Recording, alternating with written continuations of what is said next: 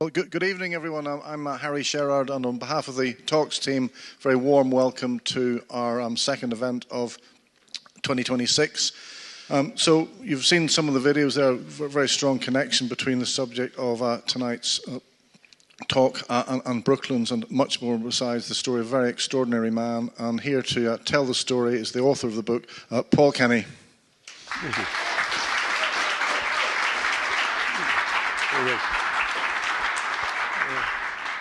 Well, thank you, Harry, and good evening, everyone. I'd also like to thank Tim, not only on the audio-visual, but for finding those fabulous clips. For a fellow with such an extraordinary clipped English accent, it's hard to believe he was still an American citizen, and you'll see presently that in the international races, he was still using US racing white and blue. I'd like to pay a particularly warm welcome to Whitney's younger daughter, Amanda, and his son, Barney. And I hope that on live stream all the way from snow-infested Vermont, we've got his elder daughter too, Camilla. And sitting on the second row over there, we've got Sir Frank Whittle's son, Ian Whittle. So the great and the good are here. And without further ado, there are plenty of books on the back table next to the Brooklands merchandise, looking for homes and nice shelves to live on. There's 120,000 words that adequately explain an eventful 67 years. I've got 1 hour. So if I skate over your special interest, please forgive me. Buy the book and you'll be satiated, I hope. To work, Whitney Willard Straight was born on the 6th of November 1912 in New York City, the day after Woodrow Wilson became the 28th President of the United States. His given names in the tradition of the time were Whitney from his mother, Dorothy née Whitney, one of the grandest New York families, and Willard, the first name of his father, Major Willard Dickerman Straight. Then, as now, the kind of global American we rather need, fluent in Mandarin, a gifted diplomat and banker. He survived the war. He left for Paris the day after this photograph was taken, with 5-year-old Whitney in uniform with him. He survived the war and joined the US Versailles Peace Treaty team, only to die 2 weeks later of Spanish flu. One of the last letters he wrote to Dorothy described Woodrow Wilson as no more ready for the peace than he was for the war. And he was concerned that we and the French would demand such a severe retribution from Germany that there would be another war. And that's precisely what came to happen. The first wheels of the evening are on a Studebaker, a 1-goat-power Studebaker, with Whitney at the reins. And this is my way of introducing you to his sister and brother. Beatrice, known as Biddy to the family, became a Tony-winning stage actress and an Oscar-winning screen actress. And young Michael became a magazine editor, novelist, and regrettably, the youngest of the Cambridge spies. Here's Whitney and Michael on Roosevelt Field, from which Charles Lindbergh would take off in his Spirit of St. Louis on his way over here. The war had not long finished.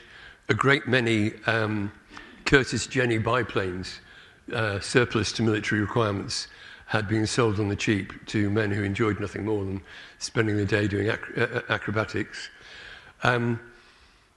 I don't know, there's some disagreement over whether it was Aristotle or a Jesuit priest who said, give me the boy till he's 8 and I'll show you the man. I tell you what, by 5, Whitney was a dedicated wings and wheels man. If he wasn't spending his days off here at Roosevelt Field, he was persuading his tutor to drive him down the Long Island Motor Parkway at 60 miles an hour. In April 1925, Dorothy remarried an English agrarian economist called Leonard Elmhurst. Whitney's on the back row next to his mother, second left. And together they moved over here. Dorothy and Leonard founded an agrarian utopia on an estate up the River Dart at Dartington in Devon. And the plan was to set a school at the heart of the estate, but that there'd be no headmaster. The children would decide upon their own curriculum which would mix classroom and estate work, and nobody practiced this better than Whitney. His first wheeled vehicle on the lanes at Dartington was an office chair on wheels, and when that proved not to be quick enough, he asked his mother to buy him a motorcycle. She put up half the money. He had to go to work with the bricklayers, renovating the Great Hall, and this was his reward, a 250cc Dunalt. The first wings of the evening are on an Avro Avian. Holden Aerodrome above Teignmouth was about 20 miles from Dartington, a short motorbike ride for young Whitney. And Bill Parkhouse taught him to fly in this plane. And a couple of days after his 17th birthday, he got his A licence and became the country's youngest qualified pilot. So he could fly, he could drive, he could ride a motorcycle. He had developed a broad French accent, a French vocabulary, I should say, which would help him save his life 12 years later. But he'd never learnt any Latin, which was a bit of a problem because he was trying to get into Trinity at Cambridge. So he moved to London, left Dartington, hired a tutor so that he could cram for Latin. But by then, he discovered motorsport. So here he is below the start line at Shelsley-Walsh. And I should say, Tim, thank you so much for finding that Shelsley-Walsh video. Number 54, it's what sits on the front cover of the book. This is a Brooklands Riley 9. His first road-going car was an Elvis, but he wanted something a bit sportier. He came fourth on just one run by the simple expedient of entering for both the sporting and racing categories. He came here and raced on the outer circuit to the left, and also had to go on the mountain circuit to the right. He also experienced Southport Sounds racing during that first year, and over the course of those four meetings, he came third or fourth each time. The Riley ran without missing a beat, and so he thought he fancied more of this, but he wanted something rather quicker. On his second visit to Brooklands, after his race, he took a seat at the fork hairpin and watched Tim Birkin performing outrageously in the Mountain Championship in a 26M Maserati. It was fast enough to Birkin to do well at Goodwood, at Brooklands, I should say. No good on the continent. He needed something bigger and faster. Young Whitney, still a teenager, just about to go to Cambridge, bought it from him. And here's Whitney in the 26M Maserati in his first foreign outing, March 1932, on Lake Ramen, about 100 miles northwest of Stockholm. This is the Swedish Winter Grand Prix. From a mid-grid position in the ballot, he was up to third place at the end of the first lap and was contesting second place with a fellow called Carl Evan, a Mercedes, when they touched, and he span. He became dominant here, effectively racing against the handicapper rather than other cars. He was brilliant at Shelsley and on the European mountain climbs, racecraft and duelling with cars equal in performance to his own. Took a little bit longer, and there were a couple of other minor accidents with disputing a position at the Albi Grand Prix of 33 and the Rem Grand Prix, when he performed with great stoicism. The car had just been fitted with a Wilson pre-selected gearbox here in the workshops, with work undertaken by Reed Railton, and the transmission tunnel just got hotter and hotter. He burned his feet terribly, but still came home fourth, the highest placed Maserati, and he spent the next several weeks in a nursing home. The big toe on which foot, Katie, never grew back, but that was his only injury in a racing context. I'm next going to show you. Did you see the fabulous MG Magnet outside? Many thanks to the tailors for bringing it. There is no known photograph of Whitney in the car, And his most famous exploit in it was to win the junior class of the Coppa Acerbo. And you're about to see a piece of YouTube of it with a live soundtrack. So to demonstrate that you can hear the cars, you'll first see a tail ender going over the line. Then you'll see Whitney winning the race in neutral and coasting into his pit just past the finish line. And then the guy in second place takes 10 seconds to complete his lap, still hammering across the line. So here's Whitney and the magnet at Pescara.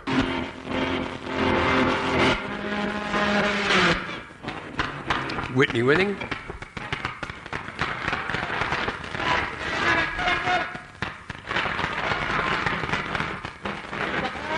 Barbieri coming second. And there's Whitney with his trophy. The consequences of that race were quite profound. Only months earlier, two magnets had come first and second in the junior class of the Mille Miglia. So the racing authorities impounded the car and checked it over just to see if the engine really was smaller than 1100 cc. A chap called Raffaele Cecchini, who came fifth, tried to buy the car off Whitney. He refused. And Nuvolari had been so impressed with the two performances in the Mille Miglia and the Coppa Acerbo that he wanted to race one. And Whitney would come to his aid on that point. The most famous win on the continent in the 26M Maserati was this extraordinary climb up Mont Ventoux.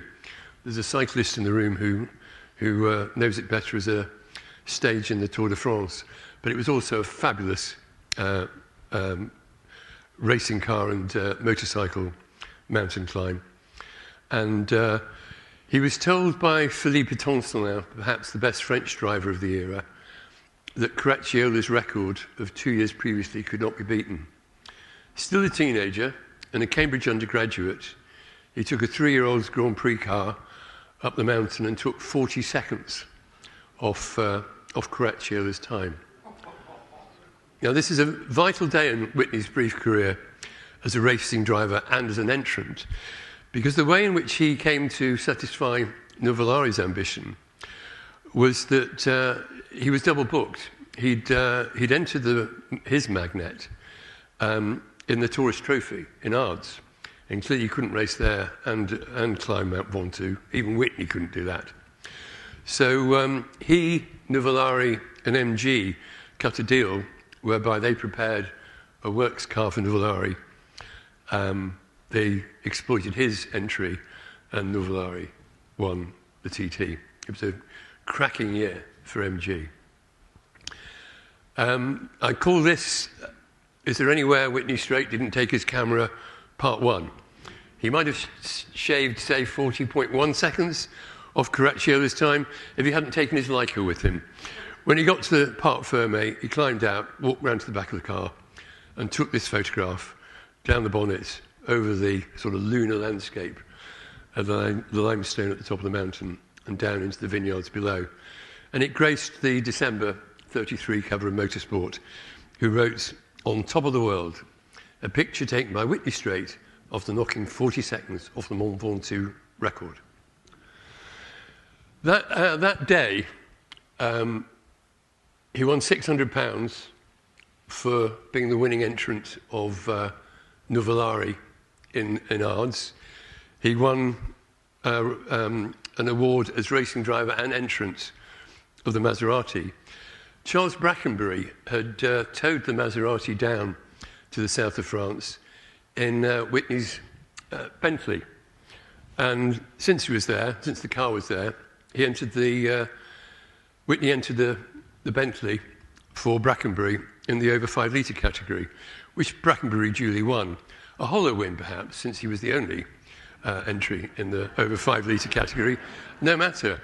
Whitney really won a great deal of money that day, and he concluded he should form a team of more modern Maseratis, 8cm Maseratis, and form a team, and they'd be racing all over, racing here, over the continent and down into North Africa.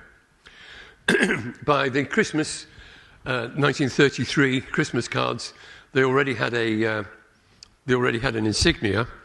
You may be aware that in the early days, Whitney raced with a flying W for Whitney,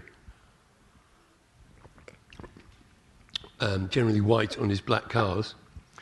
And into that W, he inserted the trident of Bologna and Maserati. And here is his new insignia racing around the members' banking. So he established two bases, one here, where Reed Railton made extensive modifications to two of the cars, and the other on Milan's Via California, where, relatively close to Bologna. He employed most of what had been Tim Birkin's Blow Bentley team. Giuseppe Ramponi, chief test driver and engineer with Alfa, both sides of a brief stint with Birkin, and a gifted driver in his own right. He won the 6-hour race here in 1928, became his chief mechanic. Lofty England, whom many of you remember as the man who masterminded Jaguar's long wins in the 50s, and later became chairman of the Jaguar company, was on hand. So was Billy Rockwell, who'd built the Bentley engines that powered Bentley to their string of Le Mans successes, and Bill Lambert, who'd been Birkin's racing manager and who had liaised with Dorothy Paget, Whitney's cousin, and she'd bankrolled the Blow Bentleys. Now Lambert stepped in to become Whitney's manager. The first race in US racing white and blue was Easter Monday 1934 at Monaco. The chief modifications that Railton made to the car was adding a Wilson pre-selector gearbox, which Whitney preferred. He could keep his hands on the wheel and basically pre-select gear before reaching the corner and powering his way out of it. And a much larger 40-gallon fuel tank, almost twice the capacity of Maserati's standard tank, yet 20% lighter on account of 22-gauge sheet metal. So skinny, so thin, that you could actually press your finger on the full tank and it would depress. It gave Whitney his most famous win here in the 1934 Junior Car Club International. He beat Brian Lewis by only 4 seconds, with the tread flailing from a front tyre. He'd made one refuelling stop fewer than Lewis, who would otherwise have won by 30 seconds or more. But while he remained dominant here and on Shelsley, the die was cast as early as this first international race. He couldn't quite understand why the P3 Alfa Romeos were doing so much better than he during practice. And he spoke to, I can't remember which one of them, Guy Moll, I think, who explained that they were going flat out through the tunnel. But when he tried that in the last practice session, he came up backwards and wrecked the rear axle against a curb. There was an all-nighter. He did reach the grid, and he rewarded them with a steady and consistent drive to 7th place. But the P3 Alfa Romeo was a faster, more reliable, more stable car than the 8CM Maserati. Entered by Enzo Ferrari, with backing by Banco Sella, and with what Whitney understood to be 16 cars and 30 mechanics. Enzo Ferrari had a better setup than Whitney's 8CM Maserati, his mother's money, and 3 cars. And that was before Mercedes and Auto Union entered the Grand Prix season about halfway through the year, at which point Whitney had only the fourth fastest car on the grid. Worse was to befell the team in August, 26th of August, at the Swiss Grand Prix in Bern. Whitney's great friend, Hammy Hamilton, had driven a steady race and was literally on his last lap, just a few hundred yards behind the winner, hands stuck in an auto union, when he glanced off one tree and then clobbered a second tree and lost his life.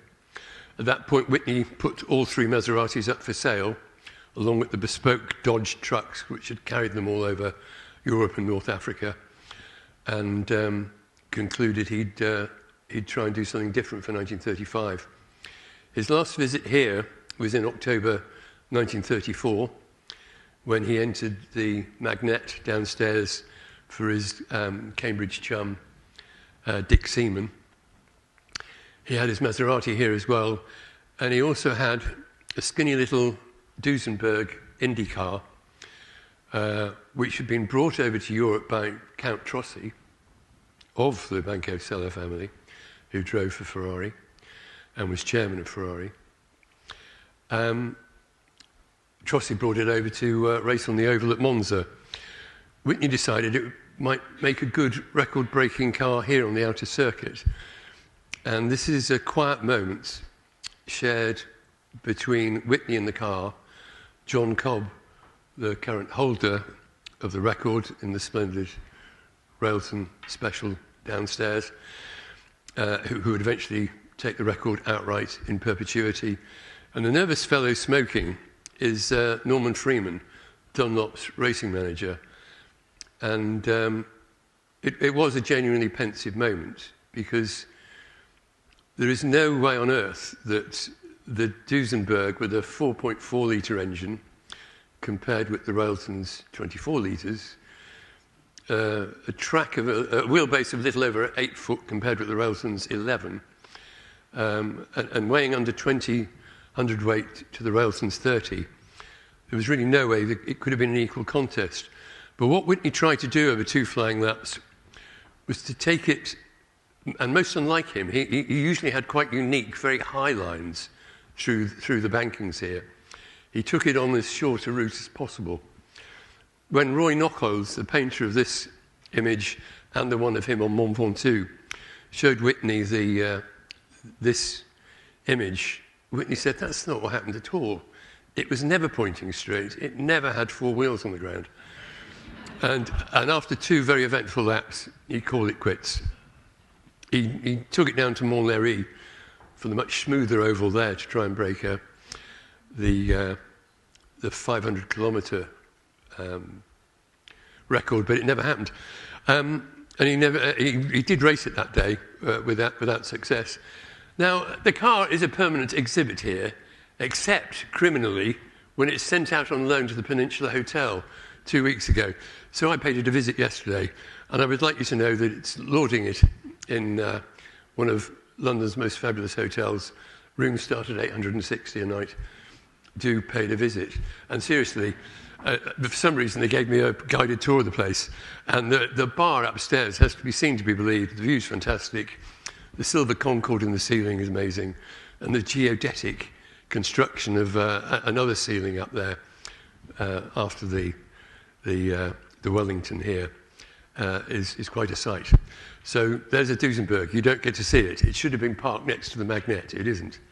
There was one more very, very eventful race down in East London on the Indian Ocean coast of South Africa, which Whitney dominated. And he called it quits, because what he wanted to do, what he hoped would happen, was that he could get his hands on an auto union and run it independently. But given that throughout 1934, Mussolini wouldn't let independents have a current alpha, I don't think there was any way that Hitler was ever going to let a British-based American run an independent auto union against his own team. So Whitney called it quits, and he walked away from racing, regardless of what certain interviews with him claimed in the 70s, at which point Whitney had begun to exaggerate a bit. He never trialled with Auto Union. He wasn't offered a contract with them. He certainly didn't sign a contract and then rescind it. He simply walked away from the sport. The following July, another reason for walking away from the sport emerged when he married Lady Daphne Finch Hatton, elder daughter of the Earl and Countess of Winchelsea and Nottingham. They were married at St Margaret's, Westminster, the parish church of the House of Commons, next door to the Abbey. And so began a very strong, very special marriage, in spite of all the many challenges that Whitney placed in its way. I'd like to introduce you to one of the guests, the fellow in the middle. He just quit banking for stockbroking. He would have a very eventful war with naval intelligence, and he wrote a splendid series of 14 books about a chap called James Bond. This is Ian Fleming, and slightly over halfway through those 14 books, with his old mate Whitney at Deputy Chairman of Rolls-Royce, he asked for Whitney's help on the specification of Alaric Goldfinger's Phantom.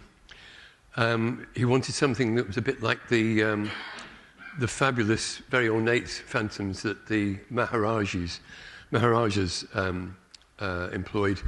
There's a lovely conversation after a round of golf between Bond and Goldfinger about the heavier leaf springs and the extra brakes applied to the car, apparently on account of bulletproof glass, but it was actually on account of the gold that the rascally Goldfinger was taking out of the country.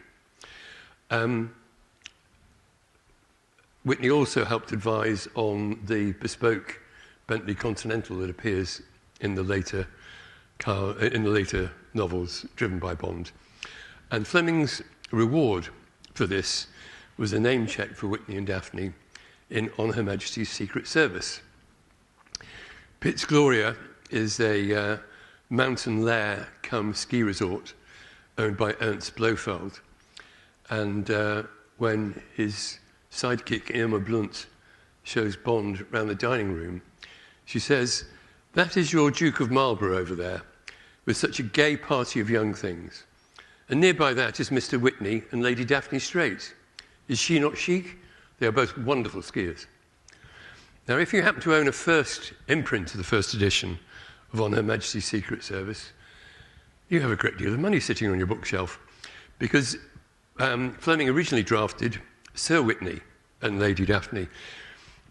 He'd known Lady Daphne by that title for many years and grew to assume that Whitney was knighted, and that never happened. So from the second imprint to the first edition, mere mortals like me have a copy of the book that says Mr. Whitney. Well, thank you for your pity that I'm not independently wealthy on account of one book, but there you go. Right, what he moved into was civil aviation. And again, he relied on his mother's capital to set him up. But he had another very ambitious objective, which was to bring flying to the middle classes. He set up a whole chain of aerodromes all over the south of England and up as far as Inverness, each with a flying club, each with an aero club, most of them with tennis courts and swimming pools. And the idea was that the whole family would come and enjoy a weekend of flying. The tents, my suggestion is that Whitney Straight invented glamping.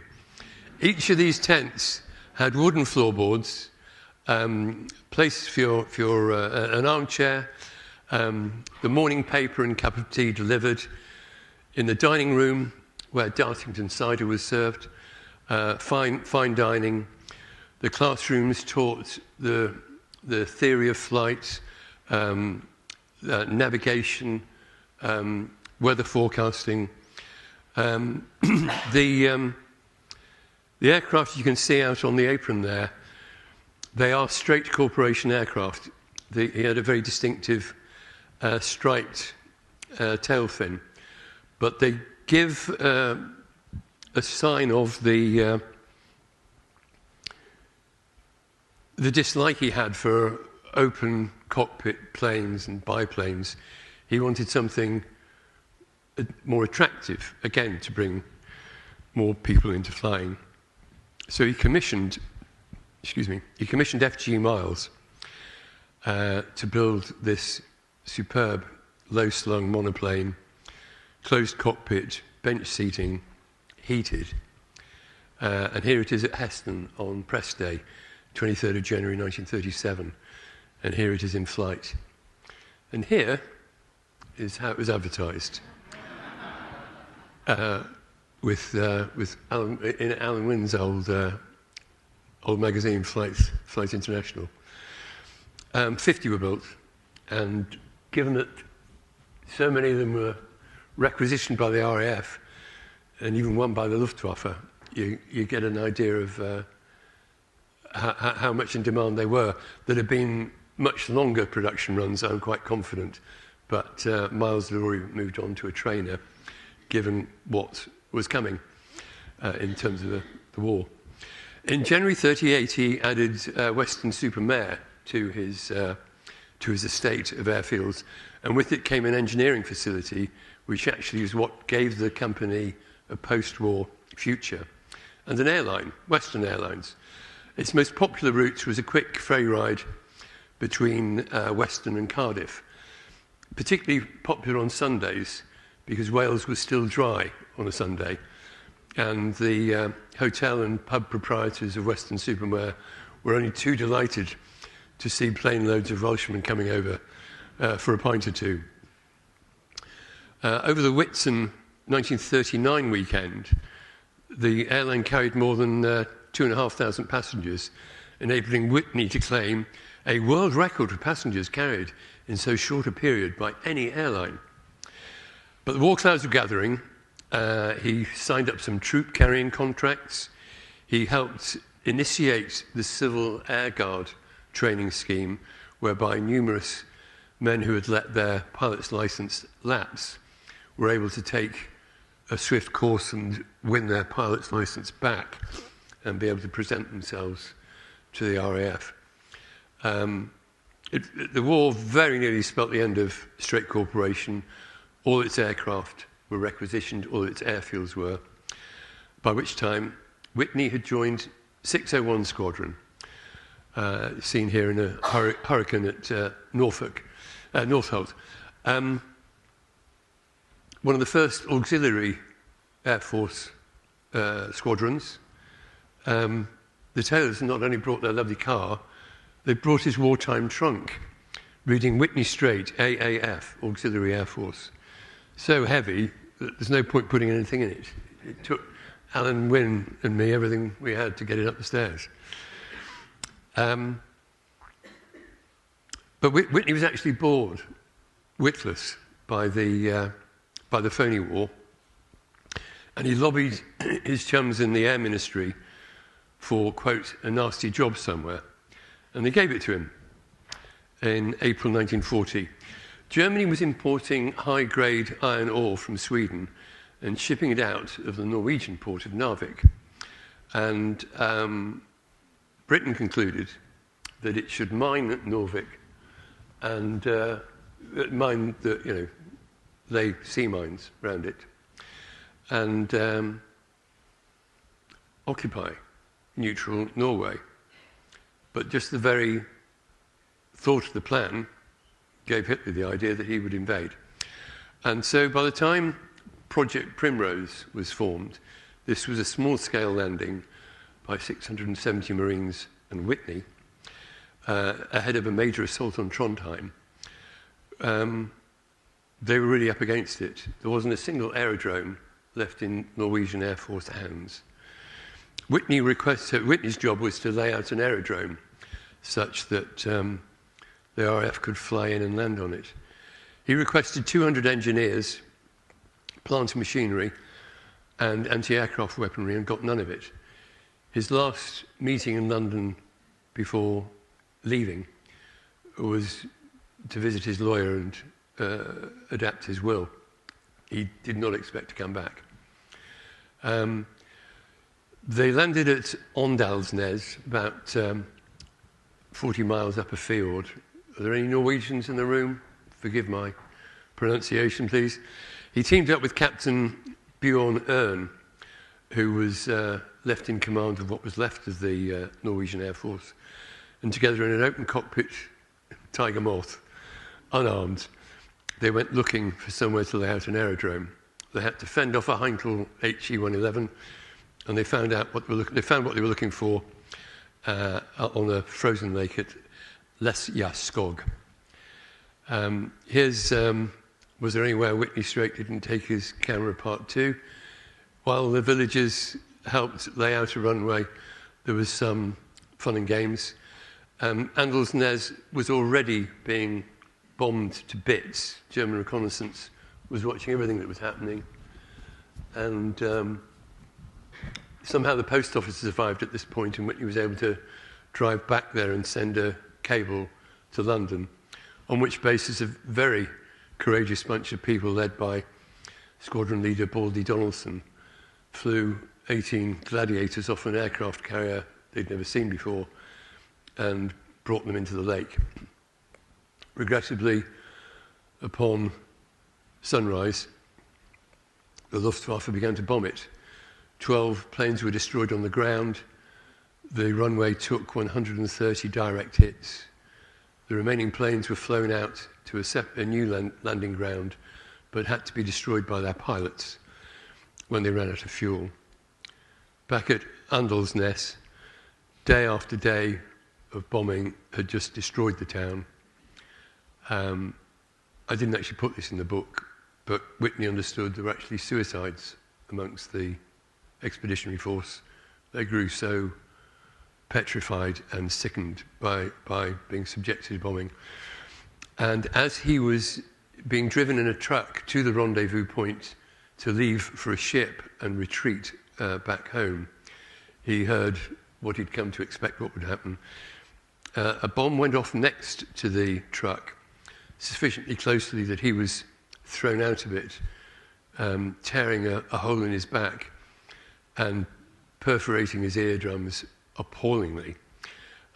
He was brought home on a hospital ship, HMS Seek, and was strapped up and taken to a military hospital in Manchester, from where he wrote a report to the Air Ministry, which concluded, and I know this will sound bleeding obvious, that one should not attempt an invasion unless one at least has parity in the sky. When he was next involved in an Allied invasion, he helped ensure that the Allies had a great deal more than parity in the sky. While he was grounded, he served as ADC to the Duke of Kent, and he returned to active service with 601 at the end of 1940.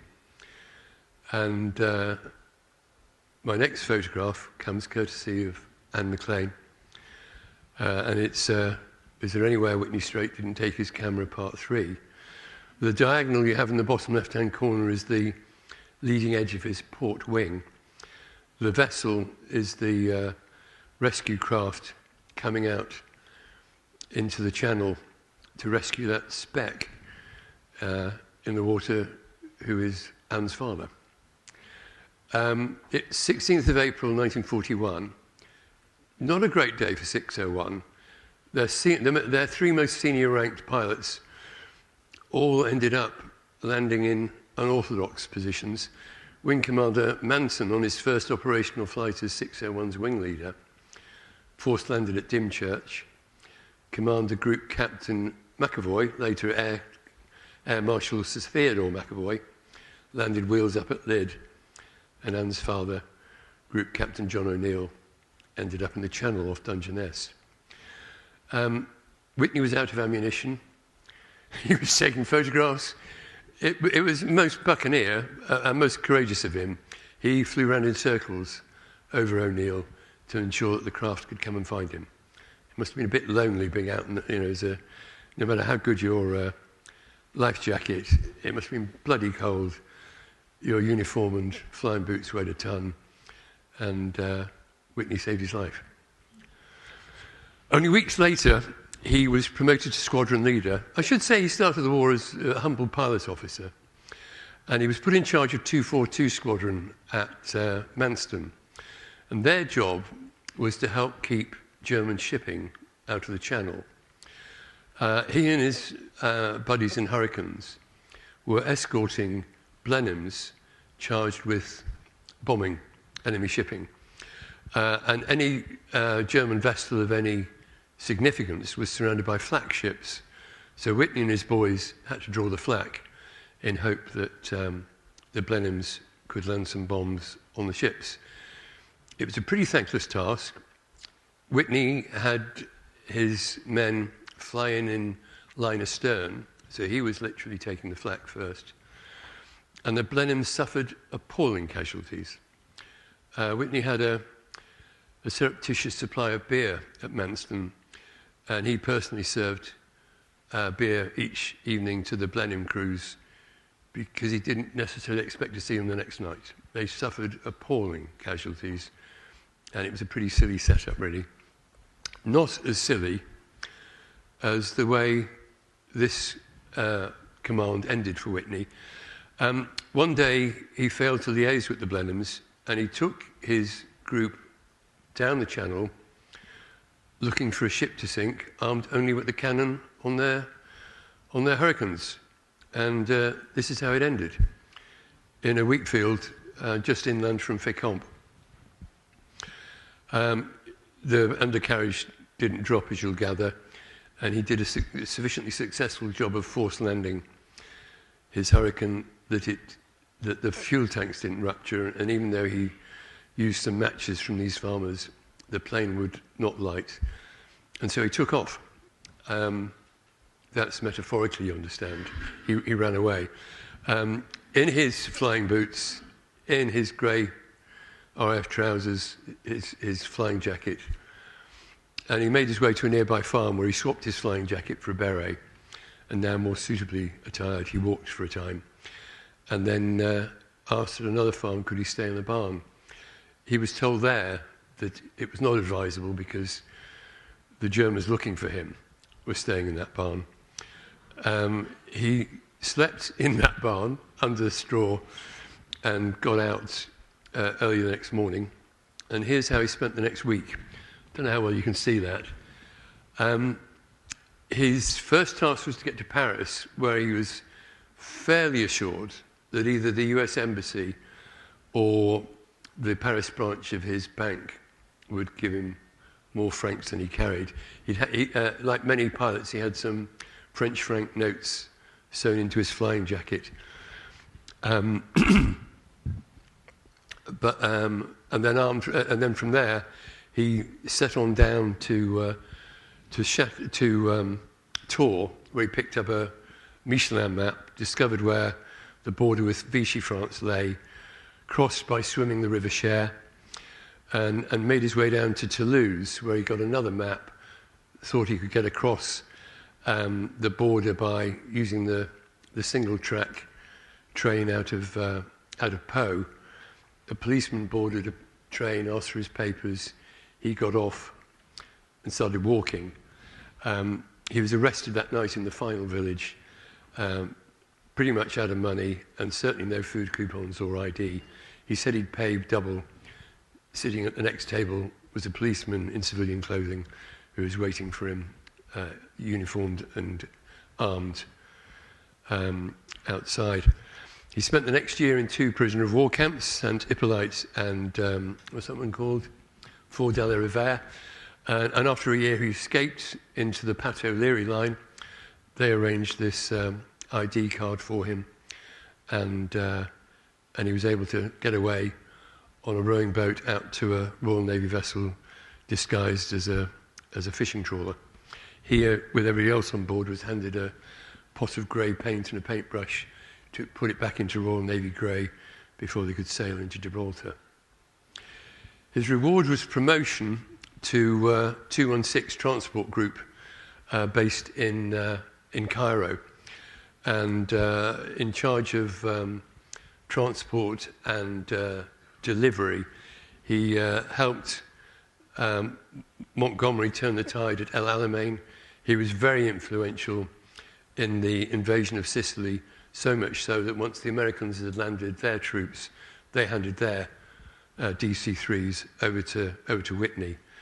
He helped the partisans in Yugoslavia. He personally delivered a jeep to Marshal Tito.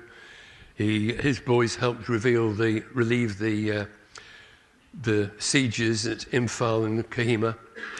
And he ended the war from pilot officer to Air Commodore with the Military Cross, rare for an airman, the Norwegian War Cross, CBE, and here the US Legion of Merit, rare for a Brit.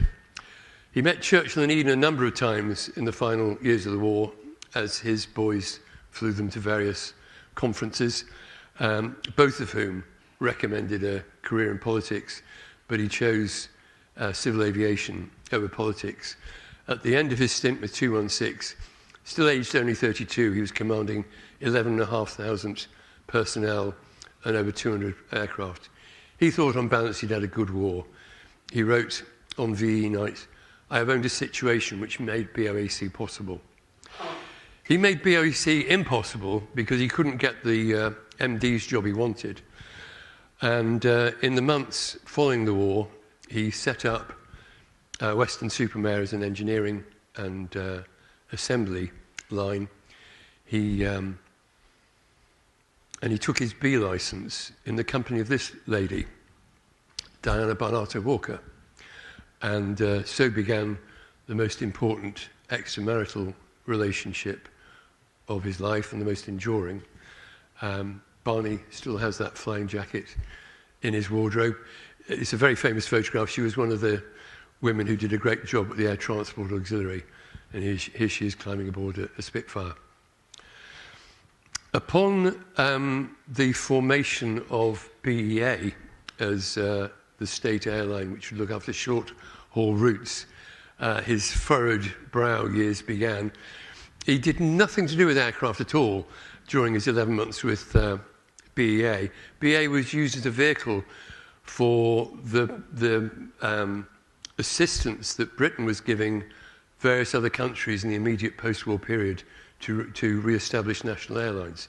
He was the first deputy chairman of Alitalia, and he put in place the formation of new airlines for Greece, Cyprus and Gibraltar.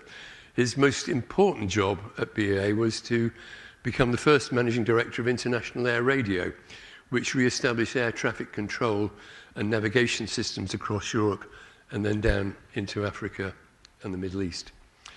And then he joined BOAC, where effectively he had three masters. The Treasury was saying on no account, and no account buy US aircraft with US dollars, and the Civil Air Ministry was trying to help create a competitive international airline while protecting British aircraft manufacturing, and the Ministry of Supply actually did the deals.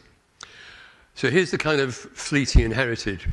Here's the Tudor, which was a derivation of the Lincoln bomber. I've deliberately chosen it in BSAA, British South American Airline colours, because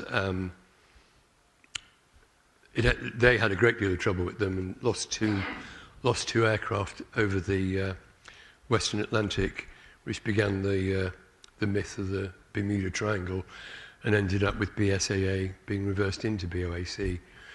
Then there was the Brabazon, designed and built on the outmoded basis that to compete with the grand liners sailing across the Atlantic, you needed equal comfort and luxury on an aircraft flying the Atlantic. Far too large to carry only 100 passengers. Whitney described it as clearly not a moneymaker. And then there was the Princess flying boat.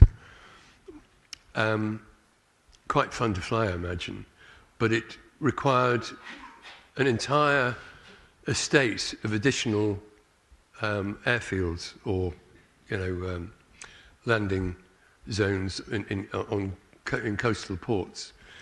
And Whitney called it a fundamentally unsound project and a gross waste of taxpayers' money. This plane in particular brought him into conflict with not only three government departments, but also with the rest of his board. Fortunately, there were good moments. He managed to make a case for this aircraft, the Canadair, rechristened the Argonaut here, it was built in Montreal, so he called it a Commonwealth aircraft powered by British engines, Rolls-Royce.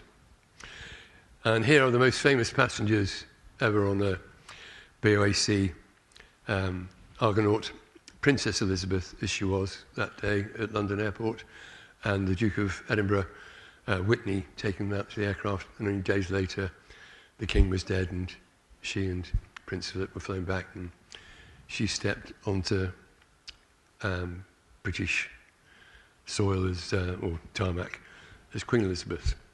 He obviously had great hopes for this aircraft, the Comet.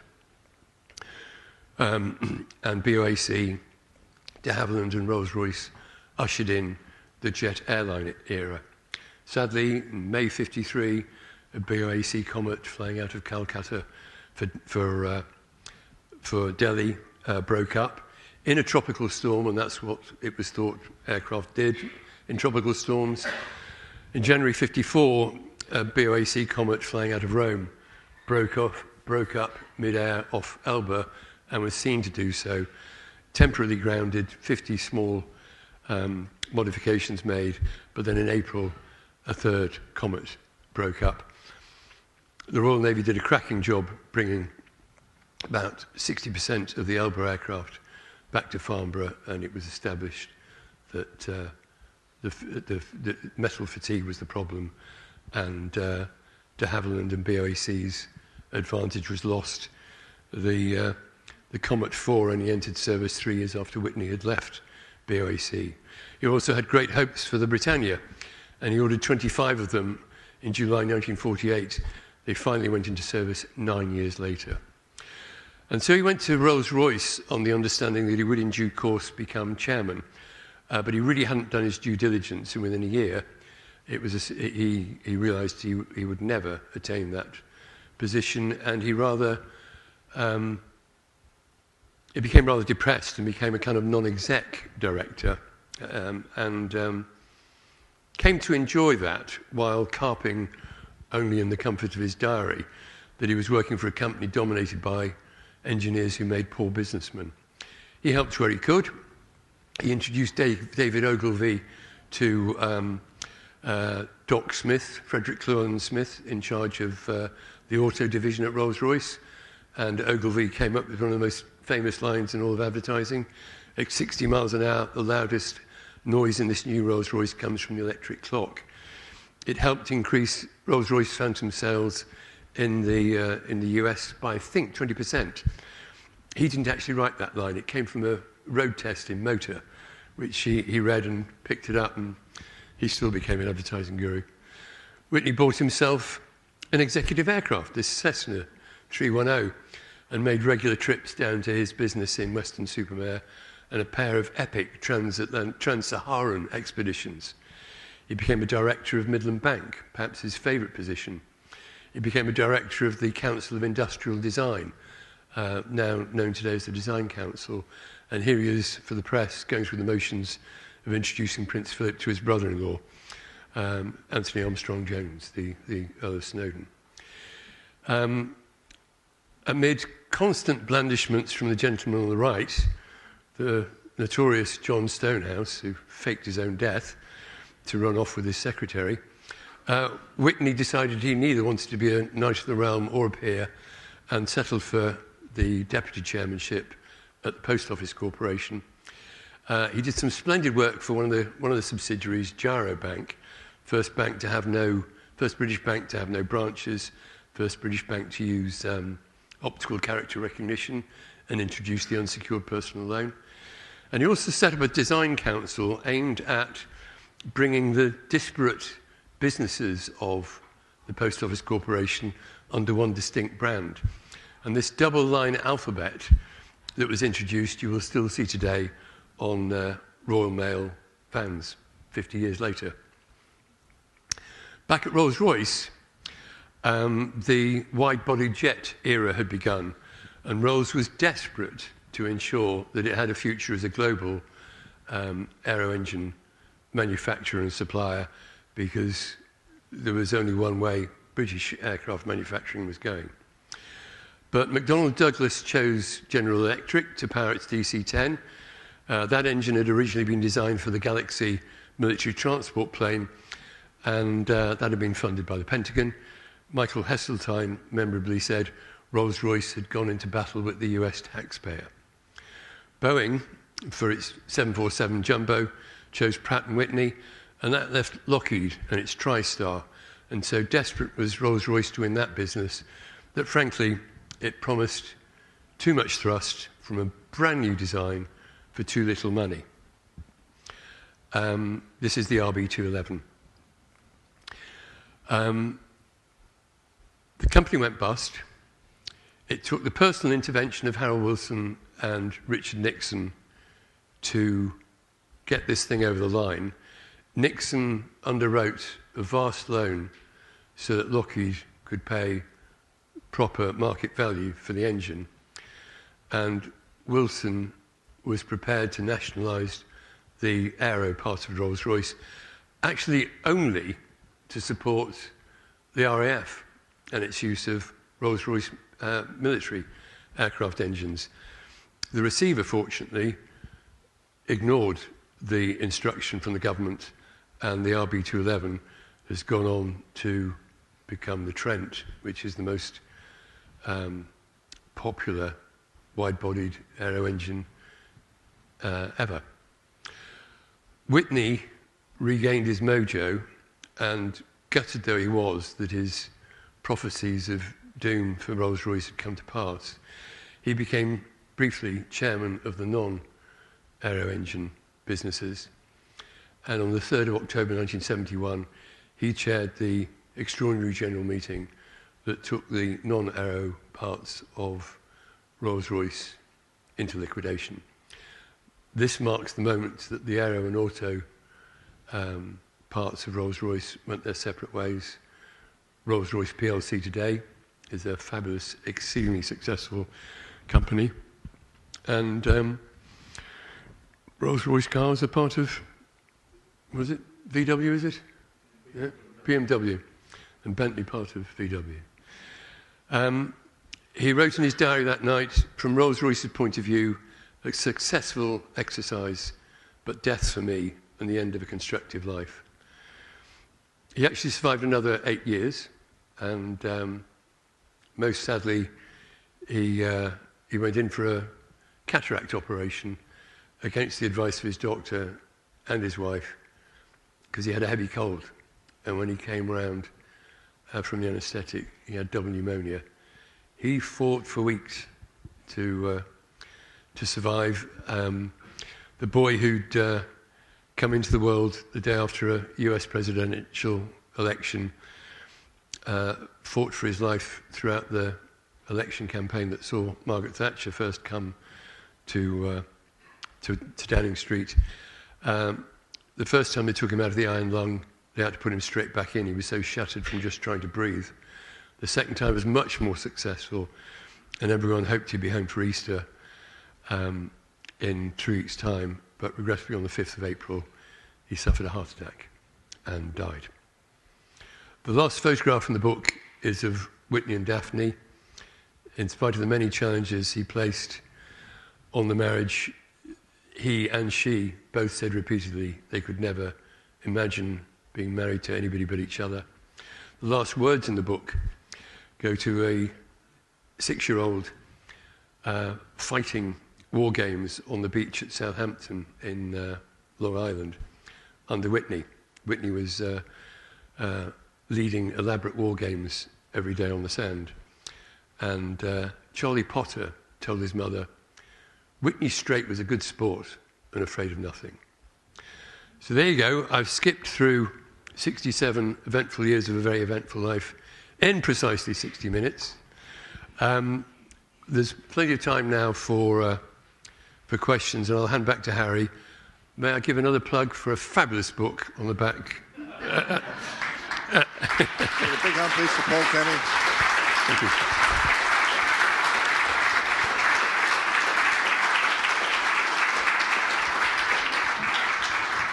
Thank you very much, Paul. And as you say, exceptionally punctual, absolutely spot on timing-wise there.